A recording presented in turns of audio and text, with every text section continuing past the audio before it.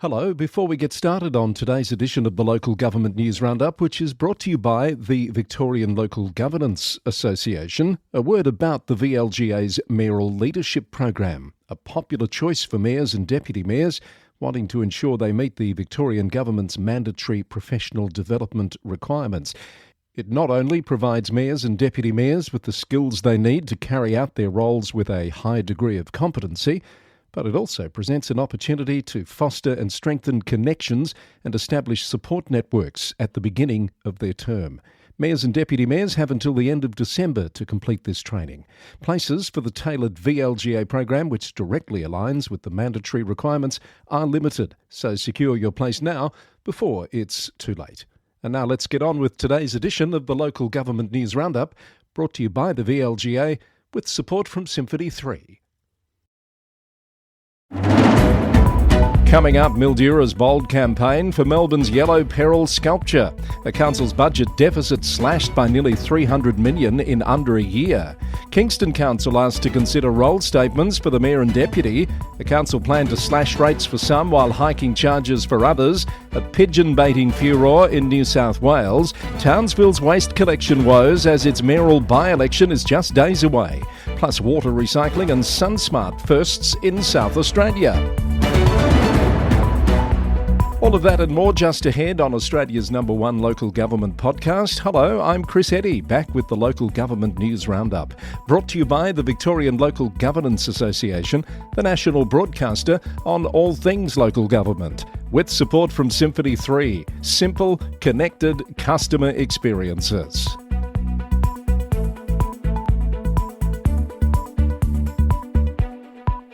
It's a new week of the Roundup. This is the Monday, 10th of November edition. Welcome along. Mildura Rural City Council has launched a campaign to bring Melbourne's controversial vault sculpture to the regional city. The artwork, nicknamed Yellow Peril, caused a stir when installed in City Square back in 1980. Under the bold plan, the sculpture would be reunited with its sister sculpture, Beethoven, which is already on display in Mildura. The campaign is part of a plan to position Mildura as an arts and culture destination. Mornington Peninsula Shire Mayor Anthony Marsh says the council has cut its projected 10-year deficit from $296 million to just $3 million. The remarkable financial turnaround was achieved in less than a year. Councillor Marsh says it reflects a cultural change focused on accountability and planning, requiring ongoing financial discipline, but delivering better outcomes for residents.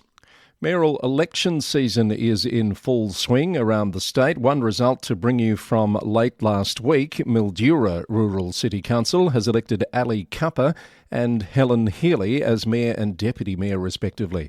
The coming 12 months will be Councillor Cupper's first term as Mildura Mayor, previously serving as Deputy Mayor for 3 terms. 2 of those were during her first stint on the council between 2013 and 2018.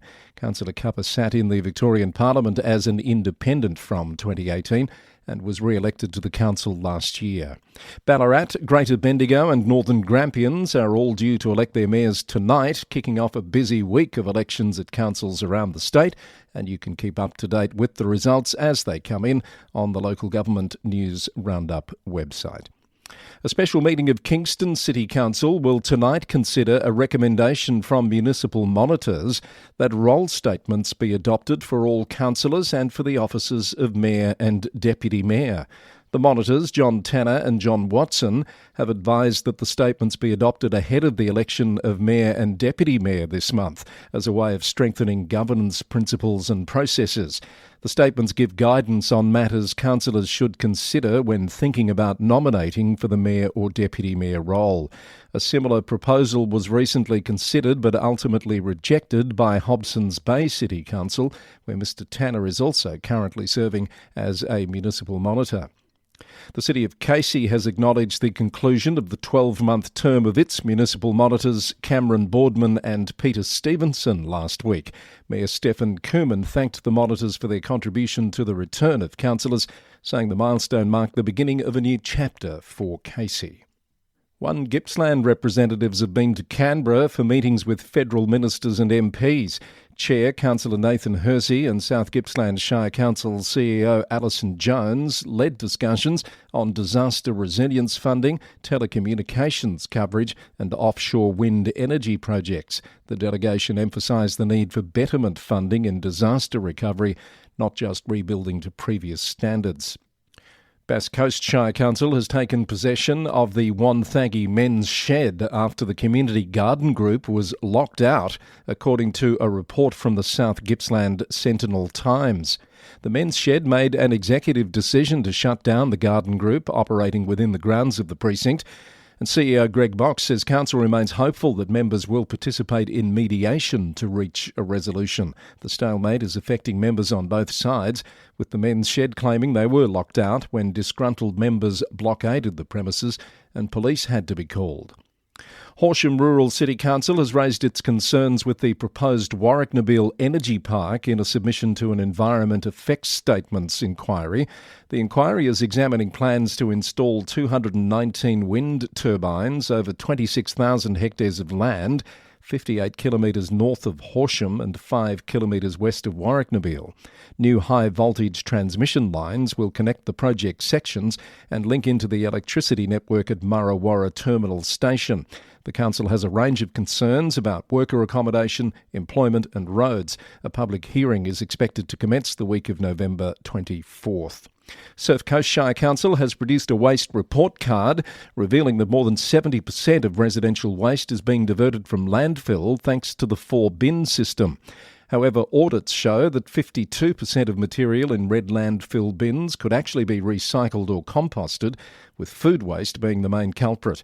The report tracks 12 years of data showing key milestones, including the introduction of FOGO bins and purple-lidded glass bins. Bannockburn residents have won their fight against a proposed mobile service station. The Geelong Advertiser reported that Golden Plains Shire Council has unanimously rejected a $1.7 million development after locals raised safety and environmental concerns about the high-traffic intersection site. A community petition with hundreds of signatures backed the opposition. More than 100 industry leaders have gathered in Frankston to discuss the city's development future. Planning Minister Sonia Kilkenny was among those to speak at the forum. The city is being called one of Victoria's hottest property markets, with hundreds of millions in approved developments, including nearly 1,000 new city centre apartments. Warrnambool and Corangamite Shire Councils are celebrating a decade of joint road resealing contracts that have saved Warrnambool ratepayers around $900,000. The partnership combines both councils' annual programs under one contract, attracting more competitive tenders and delivering about 12% savings each year. Warrnambool Mayor Ben Blaine said the collaboration demonstrates how regional councils can work together for a mutually beneficial result. Rounding up more Victorian Council briefs, Greater Shepparton is introducing free parking permits for returned service personnel. Eligible veterans can park in the CBD without fees as recognition for their service. Applicants must be local residents who served in overseas conflicts. The rural city of Wangaratta is holding its first Community Roads Forum next month. Residents will learn how council manages the road network and responds to defects. Topics will include transport trends, climate impacts and maintenance investment. Greater Dandenong residents will get purple lid glass bins by mid-2027. The council said the new service will operate once every 4 weeks, separating glass from other recyclables to reduce contamination. And the internationally acclaimed artist Morag Myerscough has launched a new installation at Ballarat's historic mining exchange. It runs until November 23rd and was developed through collaboration with local artists and traditional owners. It's supported by the City of Ballarat and Visit Victoria's Regional Events Fund.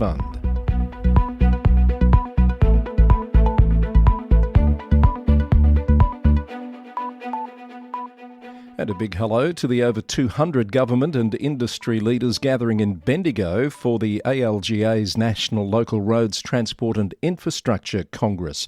The 2-day event features Federal Infrastructure Minister Catherine King and Shadow Assistant Minister Matt O'Sullivan. Australia's local governments manage roughly a third of the country's public assets, worth $600 billion, and delegates will discuss strengthening road networks, improving freight connections and introducing sustainable transport options. The Congress provides a crucial platform for councils to share ideas and learn from technical experts. This is the Local Government News Roundup, brought to you by the Victorian Local Governance Association, with its mayoral leadership development program happening over the next few weeks as mayors and deputy mayors get elected for the forthcoming 12 months. It's time to think about how you can meet your obligations under the Local Government Act of 2020. And you can find out more about participating in the VLGA's mayoral leadership program by contacting the team at the VLGA or head online to www.vlga.org.au.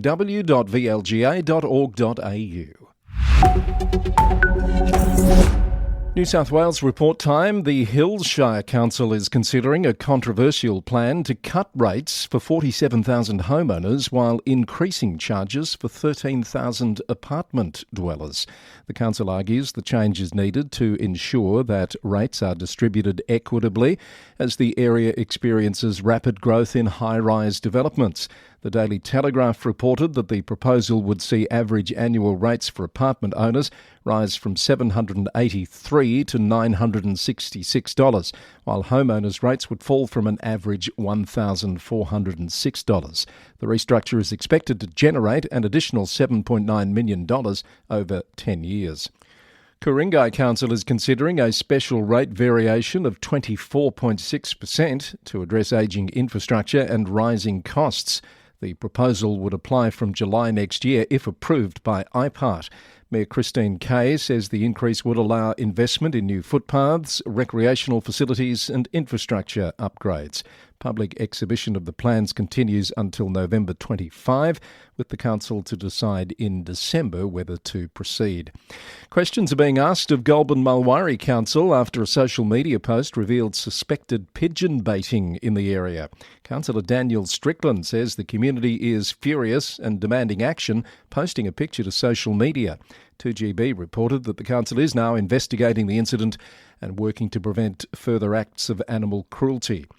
Georges River Council has become the first New South Wales council to sign up to Wesley Mission's Put Pokies in Their Place campaign.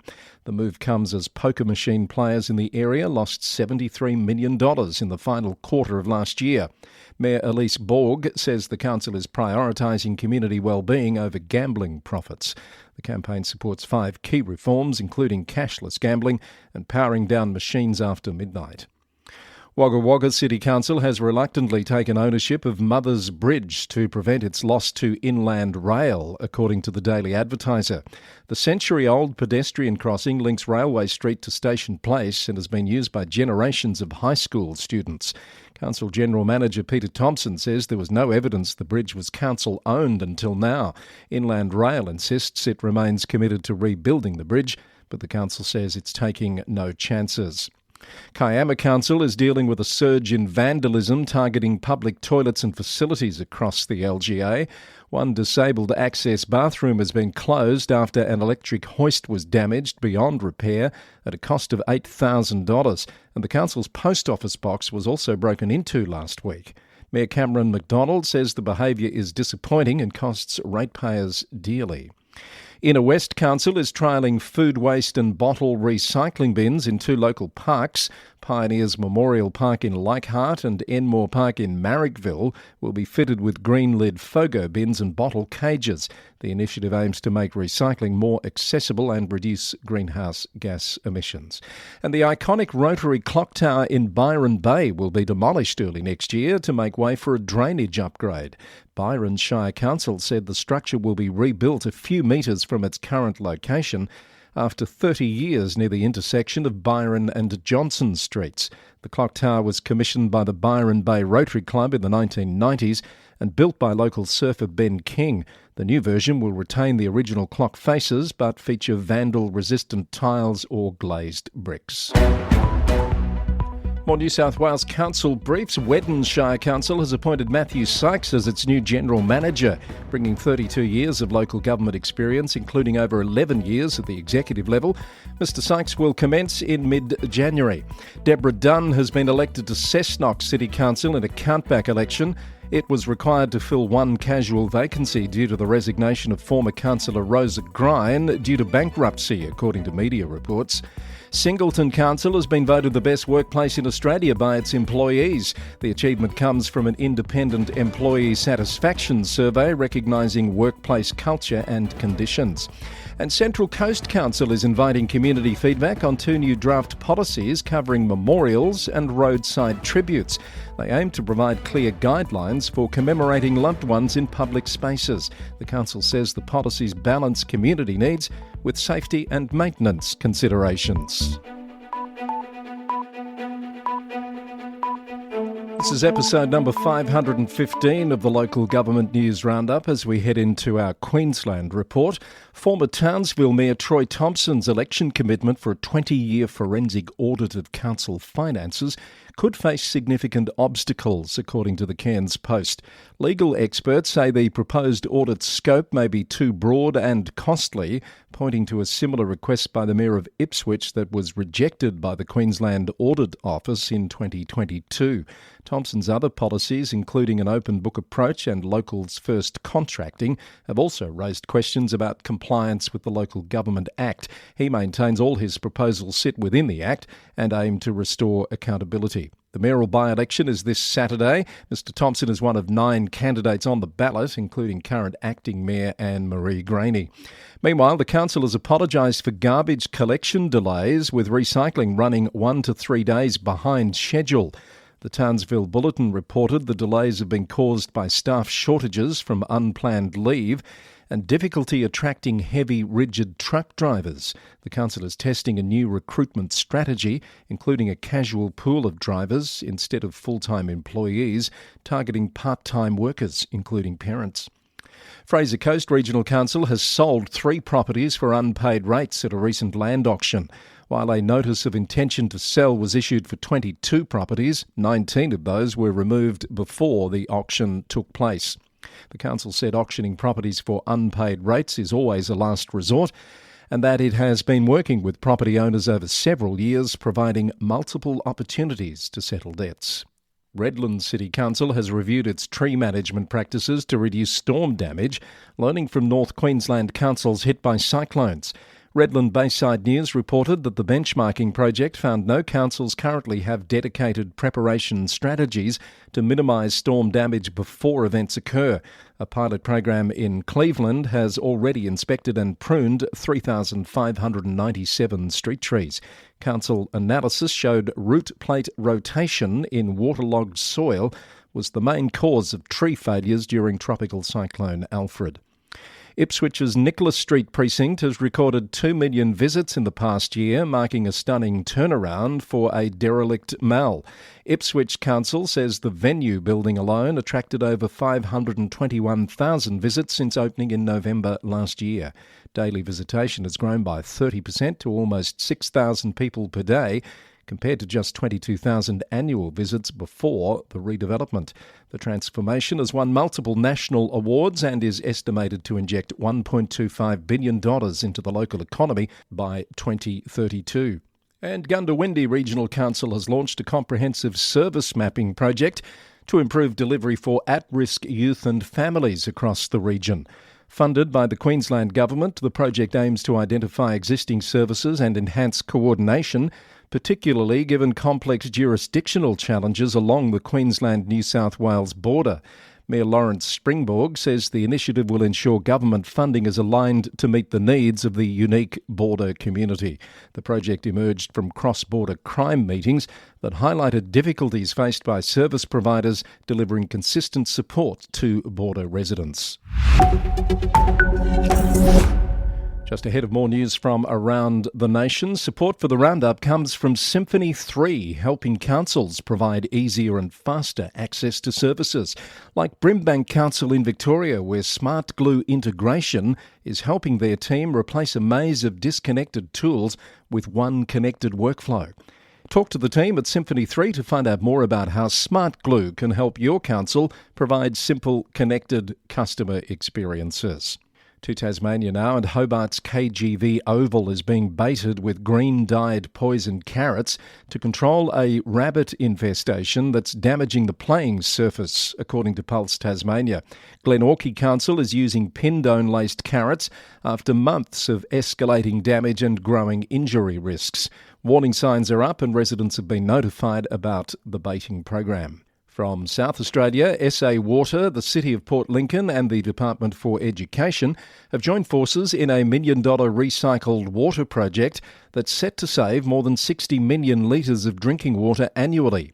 2 council reserves will switch from mains water to recycled water for irrigation, with investigations underway to expand the scheme to local schools. The project will significantly boost recycled water use at SA Water's treatment plant and reduce pressure on the region's vital groundwater basins. Council CEO Eric Brown says the expansion will increase recycled water utilisation by up to 50%, irrigating 17 hectares of parks and ovals across Port Lincoln. The city of Onkaparinga has become the first South Australian council to install SunSmart pavement stickers at parks, playgrounds and community centres in partnership with Cancer Council SA. The eye-catching decals feature Sid the Seagull and his slip, slop, slap, seek and slide message, along with QR codes linking to UV alerts. 20 locations across Onkaparinga will now remind visitors to protect themselves from skin cancer, which kills more than 2,000 Australians every year. In Western Australia, the Shire of Wagga has partnered with St Luke's Family Practice to deliver bulk billing GP services to the community. Medicare card holders will no longer face out-of-pocket costs for standard consultations. The partnership, extended through to 2029, will see an additional doctor join the practice next year. Shire President Philip Blight welcomed the partnership, saying affordable healthcare is vital for regional communities. The Shire of Gingin has been certified as film-friendly under Screen West's program. The Shire has recently attracted productions including Outback Truckers and Warner Brothers series about the postcard bandit. Popular filming locations include the iconic Lancelin sand dunes and the nostalgic Gingin town site. Gingin joins 6 other Western Australian councils in the film-friendly program as the state prepares for the opening of Perth Film Studios next year. And from the NT, Katherine Town Council could owe more than $40,000 in back pay following a Fair Work Commission ruling, according to ABC News. The Commission found the council improperly refused pay rises to workers in 2022 due to financial concerns, with potentially up to 40 employees affected. The United Workers' Union has called it a clear case of wage theft. Mayor Joanna Holden declined to comment while the ruling is being considered. Some municipal news from overseas now in our global report. We're going to start in New Zealand, where a government investigation has found that planning restrictions on Auckland's Eden Park could cost the region $432 million and 751 jobs over the next decade. Current rules limit the stadium to just 6 concerts per year and cap conferences at 2,000 people. RMA Reform Minister Chris Bishop is proposing to allow 12 large concerts and 20 medium concerts annually, plus more flexibility for sporting events. He's written to Auckland Council about the proposed changes, giving it 20 days to respond, according to Inside Government. Hamilton's new mayor, Tim McIndoe, has taken a firm disciplinarian approach in his first full council meeting, publicly scolding councillors for poor attendance and unprofessional behaviour in previous sessions. The Waikato Times reported that the former government whip and deputy principal declared that turning up for work and participating intelligently are core business requirements, not optional extras. He also signalled that more council discussions may move behind closed doors to briefing sessions, raising questions about public scrutiny. The Mayor has also taken issue with how the Waikato Times has reported the issue of councillor pay, insisting a $1.57 million salary allocation was merely a legal requirement. In the UK, Kensington and Chelsea Council plans to make low-income residents pay council tax for the first time and double bills for second home owners, according to a report from The Standard. About 8,000 working-age households in Kensington and Chelsea will see their council tax support reduced by 10%. The move aims to address a £139 million funding gap blamed on government cuts.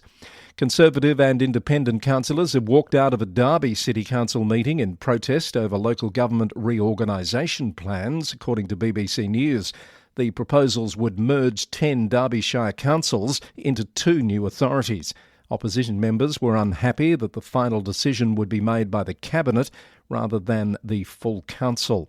And Highland Council in Scotland is trialling buses and bin lorries running on recycled cooking oil. The vehicles use hydro-treated vegetable oil, or HVO, made from biomass materials including used cooking fats and greases. The council says the fuel could cut CO2 emissions by up to 90%. From Canada and Ontario, a report from CTV News that London City Hall has wasted $1.3 million on computer software it will never use. The city led an 8-municipality partnership starting in 2011 to develop custom social housing management software. After years of delays and scope creep, staff admitted 2 years ago that the project had failed. The city is now formally withdrawing from the consortium, effective April next year. Deputy Mayor Sean Lewis calls it a good cautionary tale, but says nothing could be salvaged from the decade-long debacle. And from the US, the mayor of the city of Coldwater in Kansas was re-elected to his position last week, commanding 83% of the vote, but it's what happened after the election that was most notable. Jose Joe Ceballos had little time to celebrate because the next day the Attorney General charged him with 3 counts of voting without qualification and 3 counts of election perjury. The Kansas City Star reported that Ceballos, a legal permanent resident with Mexican citizenship, allegedly voted illegally in 2022, 2023 and 2024. His daughter says he genuinely didn't know he couldn't vote or run for office. Community members have rallied behind the mayor, describing him as hardworking and dedicated to the town. We'll be watching to see how that one pans out. That is the latest from the Local Government News Roundup, edition number 515, recorded on the morning of Monday, the 10th of November 2025. Comments or feedback can be sent to lgweeklynews@gmail.com, and you can find out more about this episode, including all the story links, by heading to lgnewsroundup.com. The podcast is brought to you by the Victorian Local Governance Association, the national broadcaster on all things local government, with support from Symphony 3, simple, connected customer experiences. It's recorded in the city of Greater Geelong, Victoria, on the land of the Wadawurrung people of the Kulin Nation, and we come your way every Monday, Wednesday and Friday. I'm back on Wednesday with more. Until then, thanks for listening and bye for now.